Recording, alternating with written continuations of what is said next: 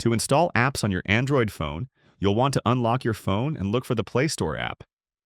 I don't see it on my home screen, so I'll swipe up to reveal all the apps on my phone. Here's the Play Store app. This is Google's marketplace for all the apps available on your phone. If you're logged into a Google account on your phone, you're all set and ready to download apps.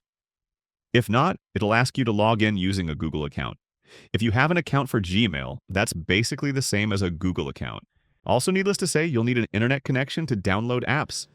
The file size depends on the app you're downloading, but using Wi-Fi is usually better and faster.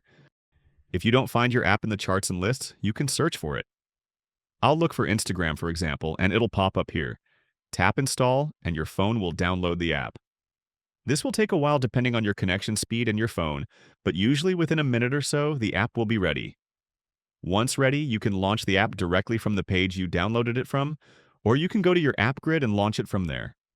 And that's how you download apps on your Android phone.